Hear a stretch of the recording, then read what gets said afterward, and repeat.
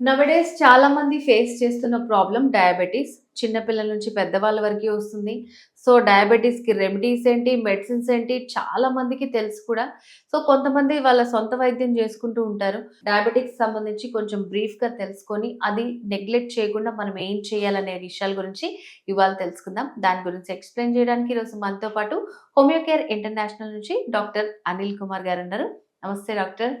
నమస్తే. ఇప్పుడు డయాబెటీస్ గురించి చాలా మందికి అవేర్‌నెస్ వచ్చేసిందండి. సో, ఇది తీసుకోవాలి, అలా చేయాలి, ఈ డైట్ తీసుకోవాలి, ఆ డైట్ తీసుకోవాలి అని అంటూ ఉంటారు.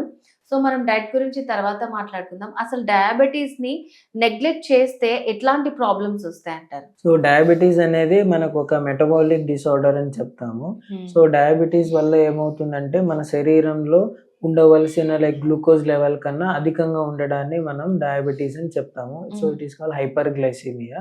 సో, సాధారణంగా ఎవరికన్నా తినకముందు 110 mg/dl లెవెల్స్ వరకు మన షుగర్ లెవెల్స్ అనేది మెయింటైన్ అవుతూ ఉంటాయి. సో, తిన్న తర్వాత పోస్ట్ లంచ్ తర్వాత 150-160 mg/dl వరకు మన గ్లూకోజ్ లెవెల్స్ అనేవి మెయింటైన్ అవుతూ ఉంటాయి. సో, డయాబెటీస్‌లో ఉన్న వాళ్ళకేందంటే ఇది కంట్రోల్‌లో ఉండదు. సో, విపరీతంగా ఎక్కువగా అయిపోవడము, సో బ్లడ్ లెవెల్‌లో షుగర్ లెవెల్ ఎక్కువ అయిపోవడం వల్ల సో ఇదేం చేస్తుందంటే శరీరంలో ఉన్న చాలా వరకు రక్తనాళ మీద, నరాల మీద ఎఫెక్ట్ చేస్తుంది. సో, అందుకే డయాబెటీస్ అనేది ఒక సిస్టమిక్ డిసార్డర్ అని చెప్తాం. సో, సిస్టమిక్ డిసార్డర్ అంటే ఏదో ఒక ఆర్గాన్‌కి సంబంధించి మాత్రమే మనకు ప్రాబ్లమ్ అవుతుంది అని చెప్పేదానికి ఉండదు.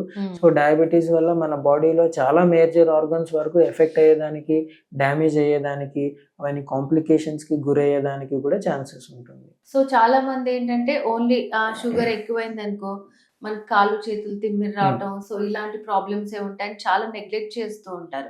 మెయిన్ షుగర్ ఎక్కువైతే ఎట్లాంటి ప్రాబ్లమ్స్ వస్తాయంటారు? దేని మీద ప్రభావం చూపిస్తుంది? సో, షుగర్ ఎక్కువ అవ్వడానికి ఈ డయాబెటీస్ రావడానికి మనకు ముఖ్య కారణం ఏంటంటే జెనెటిక్ హిస్టరీ. సో, ఫ్యామిలీలో ఎవరికన్నా ఉంటే వచ్చేదానికి అవకాశాలు ఎక్కువగా ఉంటాయి. సో, ఇలా ఫ్యామిలీ హిస్టరీ ఉన్నవాళ్ళు సో వాళ్ళ లైఫ్ స్టైల్, వాళ్ళ ఫుడ్ హ్యాబిట్స్ సో వాళ్ళు చాలా జాగ్రత్తగా మెయింటైన్ చేసుకోవడం అనేది చాలా ఇంపార్టెంట్. సో, దీనితో పాటు ఏంటంటే స్ట్రెస్ లెవెల్స్ ఎక్కువగా ఉన్నా, సో టైంకి సరిగ్గా ఆహారం తీసుకోని వాళ్ళకి అవ్వనివ్వచ్చు, లేకపోతే ఓవర్‌గా తినేవాళ్ళు, జంక్ ఫుడ్ ఎక్కువగా తినేవాళ్ళు అవ్వచ్చు, లేదంటే స్వీట్ ఐటమ్స్, షుగర్ ఐటమ్స్ ఎక్కువ తినేవాళ్ళు అయ్యుండొచ్చు. So, they are easily at risk of getting the diabetes. So, నిద్ర సరిగా లేకపోతూ ఉండడం, హై ప్రోటీన్ డైట్ తీసుకోవడం. సో, చాలామంది జిమ్‌కి వెళ్తూ ఉంటారు. So, they used to take daily ½ kg of non veg తీసుకోవడం. So, in order to gain the weight, protein కోసం, మజిల్ ఇంక్రీజ్ అవ్వడం కోసం. So, it can also lead to diabetes. Okay. So, ఇటువంటివి జరుగుతూ ఉంటాయి. సో, మనకు తెలీదు ఇటువంటివి తీసుకుంటే ఇలా కూడా అవ్వచ్చా అని. సో, అవన్నీ ఏంటంటే ఇవన్నీ డయాబెటీస్‌కి దారి తీస్తాయి. సో, చాలా మంది ఏంటంటే ఇప్పుడు నార్మల్‌గా ఉంటారు. లావు అయిపోతేనే డయాబెటీస్ వస్తది. లావైనోళ్ళలో ఖచ్చితంగా షుగర్ ఉంటది అని అంటుంటారు. కానీ కొంతమంది రెగ్యులర్ డైట్ తీసుకున్నా గానీ వాళ్ళు యాక్టివ్‌గా ఉన్నా గూడా వాళ్ళకి షుగర్ ఉందని తెలుస్తూ ఉంటది. సో, ఎందుకు వస్తుందంటారు డాక్టర్ అట్లాంటి ప్రాబ్లమ్స్ అని? సో, కొంతమందికి ఏంటంటే డయాబెటీస్ ఉన్నది డయాగ్నోసిస్ కాదు. సో, నార్మల్‌గా ఏంటంటే మనం ఏం చెప్తామంటే 50 సంవత్సరాలు పైబడిన వాళ్ళు ప్రతి 6 నెలలకు ఒకసారి గానీ, సంవత్సరానికి ఒకసారి గానీ సో వాళ్ళ హెల్త్ బాడీ చెకప్ చేసుకుంటూ ఉంటే సో లోపల ఏమైనా సమస్యలున్నా మనకు బయటకు తెలుస్తాయి. సో, కొంతమంది వేరే ఏదో ప్రాబ్లమ్ మీద ఫీవర్ వచ్చిందనో, లేకపోతే అలర్జీస్ ఉన్నాయనో, నార్మల్‌గా రొటీన్‌గా చేసే బ్లడ్ టెస్ట్‌లో మనకి డయాబెటీస్ ఉందని తెలుస్తూ ఉంటుంది. నిజంగా వేరే ప్రాబ్లమ్ కోసం వెళ్తే వీళ్ళకి షుగర్ ఉందని తెలుస్తూ ఉంటుంది. అప్పటిదాకా తెలీదు అసలు. అప్పటిదాకా తెలీదు. సో, అందుకని 50 సంవత్సరాల పైన ఉన్నవాళ్ళు సో రెగ్యులర్‌గా చెక్ చేసుకోవడం అనేది చాలా ఇంపార్టెంట్. సో, ఈ డయాబెటీస్‌లో ఏంటంటే 2 టైప్స్ ఉంటాయి. సో, టైప్ 1 డయాబెటీస్ వచ్చేసి insulin dependent diabetes mellitus. So, insulin లోపం వల్ల సో మన బాడీలో తీవ్రంగా ఇన్సులిన్ అనేది తగ్గిపోవడం వల్ల మనకు డయాబెటీస్ వస్తుంది. సో, వీళ్ళకి టాబ్లెట్స్ వాడినంత మాత్రాన ఎటువంటి ఇంప్రూవ్‌మెంట్ ఉండదు. సో, వీళ్ళకి ఇన్సులిన్ హార్మోన్ అనేది ఇంజెక్ట్ చేసుకోవాల్సి వస్తుంది. ఈ టైప్ 1 డయాబెటీస్ అనేది it can occur at any age. Even 5 సంవత్సరాల నుంచి 6 సంవత్సరాల పిల్లలు అవ్వచ్చు, అంటే టీనేజ్‌లో ఉన్న వాళ్ళు కూడా so they can get affected by type 1 diabetes. So, type 2 diabetes అనేది యూజువల్‌గా మనకు మిడిల్ ఏజ్ అంటే ఒక 30, 35 తర్వాత ఒక 50, 55 ఏజ్ ఉన్న వాళ్ళలో మనం సాధారణంగా కనిపించేది టైప్ 2 డయాబెటీస్ అని చెప్తాం. ఇది వచ్చేసి non insulin dependent diabetes mellitus. So, sugar ఎక్కువైతే అదేమన్నా ఫ్యూచర్‌లో హార్ట్ అటాక్ వచ్చే ప్రాబ్లమ్స్ ఉంటాయంటారా? అటువంటి సమస్యలని కాదు గానీ మనం ఇంతకుముందు అనుకున్నట్టు సో డయాబెటీస్ వల్ల చాలా కాంప్లికేషన్స్ ఉంటాయి. సో ఈ మధ్య లైక్ 60 to 65 ఏజ్ పైబడిన వాళ్ళకి ప్లస్ షుగర్ లెవెల్ సరిగా కంట్రోల్ లేని వాళ్ళకి సో మన కంటిలో ఉండే రెటీనా పొర అంటాం అది దెబ్బతినడం వల్ల so they are getting blind and some people they are getting vision loss అవుతున్నాయి, సరిగా కనపడకుండా ఉండడం. సో వాళ్ళు ఏమనుకుంటూ ఉంటారంటే మేబీ ఏమన్నా లైక్ ఐ సైట్ పెరిగిందేమో అని అనుకుంటూ ఉంటారు, కానీ so some times it may be like బ్యాక్గ్రౌండ్లో మనకు డయాబెటీస్ ఉందని like we need to diagnose, అది ఒక్కొక్కసారి మిస్డయాగ్నోస్ అయిపోతూ ఉంటుంది.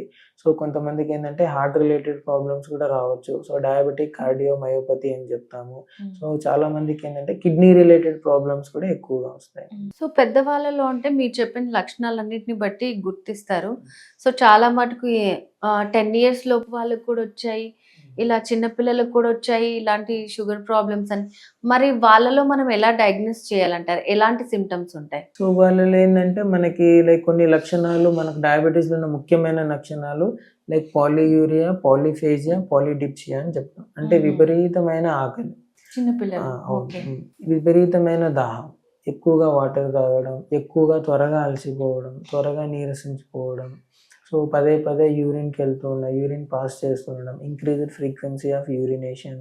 సో ఎంత తింటున్నా కానీ లైక్ మా అబ్బాయి వెయిట్ గెయిన్ అవ్వట్లేదు, వెయిట్ లాస్ అయిపోతున్నాడు, so irrespective of having good diet.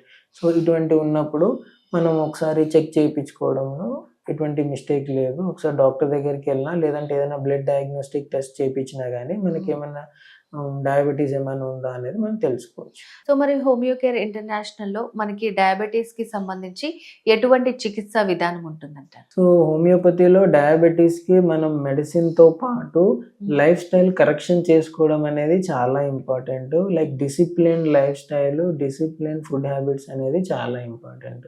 So కొంతమందికి ఎలా అంటే క్రేవింగ్స్ ఎక్కువగా ఉంటాయి, సో స్వీట్స్ అంటే ఎక్కువ ఇష్టము, జంక్ ఫుడ్ ఎక్కువగా ఇష్టపడుతూ ఉంటారు, సో షుగర్ ఐటమ్స్ ఎక్కువగా తీసుకుంటూ ఉంటారు, బేకరీ ఐటమ్స్ తరచుగా తింటూ ఉంటారు. సో ఇటువంటి చాలా వరకు తగ్గించుకొని సో అయినంత వరకు హోమ్ మేడ్ ఫుడ్ ప్రిఫర్ చేసుకుంటూ so at least 40 to 50 minutes of walking are exercise, like any kind of exercise అనేది యాడ్ చేసుకుంటూ మెడిసిన్స్ వాడుకోగలిగితే సో వాళ్ళ ఇమ్యూనిటీని పెరిగేదానికి మన హోమియోపతిక్ మెడిసిన్స్ అనేది హెల్ప్ చేస్తుంది.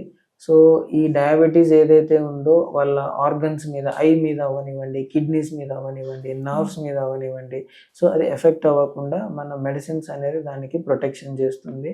సో డయాబెటీస్ కూడా కంట్రోల్లో ఉండేదానికి, మెయింటైన్ చేసుకునే దానికి కూడా హోమియోపతి అనేది చాలా వరకు హెల్ప్ చేస్తుంది. ఓకే డాక్టర్ గారు, అసలు డయాబెటీస్ ఎన్ని టైప్స్ ఉంటుంది, పిల్లల్లో వస్తే ఎలా గుర్తించాలి, పెద్దవాళ్ళలో ఎలా గుర్తించాలి, దాని చికిత్సా విధానం ఎలా ఉంటుందని చాలా క్లియర్గా ఎక్స్ప్లెయిన్ చేశారు. Thank you so much. నమస్తే.